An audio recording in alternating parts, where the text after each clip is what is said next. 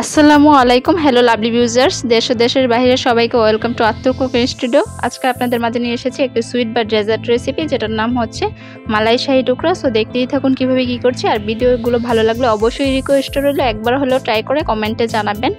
First time এই জায়গায় bread নিয়ে নিচ্ছি, আর ব্রেডগুলো চতুর্পাশের যেই আবরণগুলো আছে সেগুলো আমি কেটে নিয়েছি। আর এটা যদি কেটে নিয়ে থাকেন তাহলে এটা খুবই ভালোভাবে তৈরি হয়ে যায়। সো অবশ্যই এগুলো কেটে নেবেন। আর ওই কেটে নেওয়া অংশ দিয়ে কিন্তু আপনারা চাইলে ব্রেড গ্রামও তৈরি করে নিতে পারেন। আমি সবগুলো ব্রেড স্কোয়ার শেপে নিয়েছি। আর এই পর্যায়ে আমি দিয়ে দিচ্ছি তেল। আর অবশ্যই এই জায়গায় আমি সাদা তেলের সাথে ইউজ করেছি ঘি, তাহলে এটার ফ্লেভারটা আরও বেশি বেড়ে যায়। এই জায়গায় আমি 1/3 কাপের মতো সাদা তেল ইউজ করেছি। আর এই জায়গায় আমি ঘি ইউজ করছি প্রায় 3 টেবিল চামচের মতো। আর অনেকে যদি ঘিটাই অ্যাভয়েড করতে চান তাহলে সম্পূর্ণ সাদা তেল দিয়েও করতে পারেন। এই পর্যায়ে আমি সম্পূর্ণ ব্রেড কেটে নেওয়া ব্রেডগুলো দিয়ে দিচ্ছি। আর অবশ্যই আগে চুলার আঁচটা বাড়িয়ে তারপর তেলটা গরম করে তারপরে মিডিয়াম টু লো দিয়ে তারপরে ভাজা শুরু করবেন। আর অবশ্যই এই সময় কিন্তু সাদা তেল দিয়ে ভাজতে হবে, কোনো ধরনের সরিষার তেল বা আদার্স তেল দিয়ে ভাজতে যাবেন না। এখন দেখতেই পাচ্ছেন কি সুন্দর ক্রিস্পি হচ্ছে। আর মালাই শাহী টুকরার রেসিপি টিপস অ্যান্ড ট্রিক্স সব কিছু এই ভিডিওতে দেওয়া আছে। সো শুরু থেকে শেষ পর্যন্ত একটু মনোযোগ সহকারে দেখে আপনারাও তৈরি করে ফেলেন।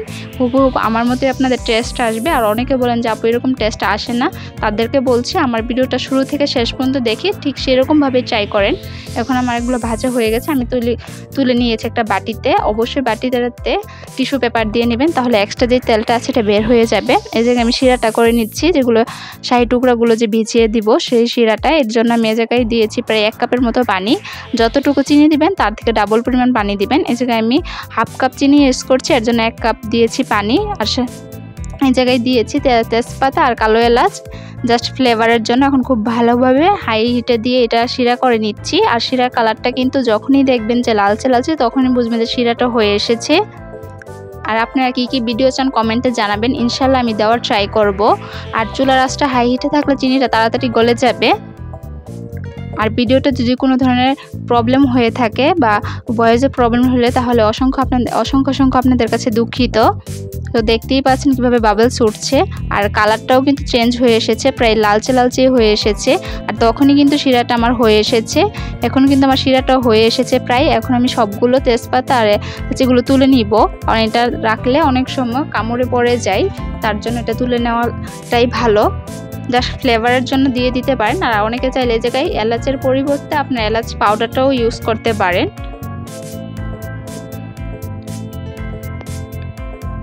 আর আপনারা চাইলে এই রেসিপিটা তৈরি করে তারপরে আমার ভিডিও ফেসবুক পেজে শেয়ার করতে পারেন। এখন আমি সবগুলো দিয়ে দিচ্ছি।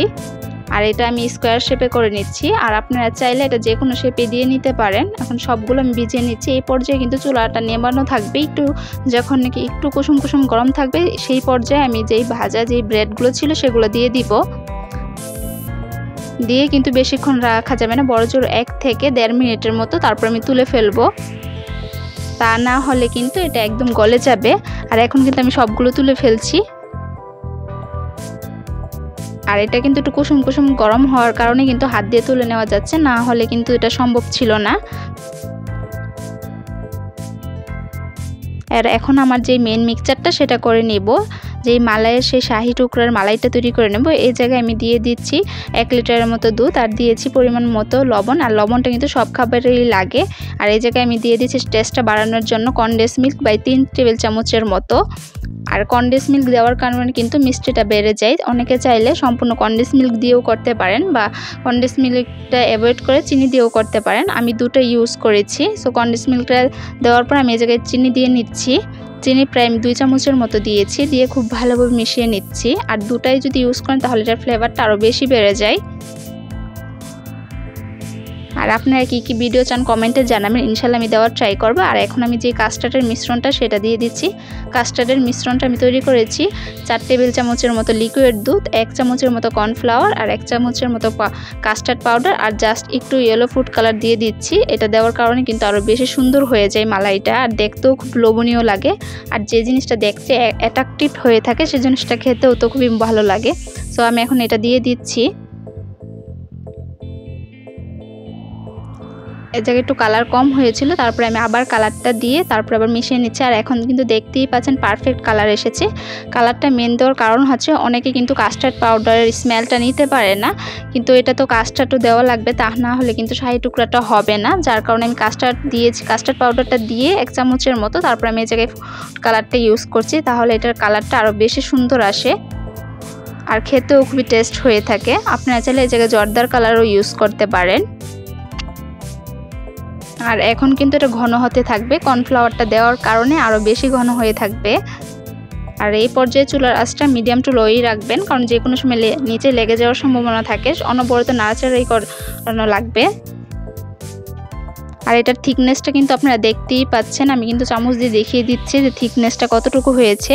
আর এটা ঠান্ডা হলে কিন্তু গ্রেভিটা আরও বেশি একদম জমে যায়, তার জন্য একটু মিডিয়াম থাকতে থাকতেই নামিয়ে ফেলবেন। আর এখন কিন্তু বলকের সাথে সাথে এটার গ্রেভিটা আরও সুন্দর হয়ে যাবে, একদম মালাইটা একদম হুবহু একটা টেস্টফুল মালাই এসে পড়বে। এখন আমি চুলার থেকে নামিয়ে তারপরে সেই ব্রেডগুলো দিয়ে চিনির শিরার থেকে তুলে যে ব্রেডগুলো সেগুলোর উপর আমি মালাইটা দিয়ে দিচ্ছি। এটা আপনারা পরিমাণ বুঝে দিয়ে নেবেন।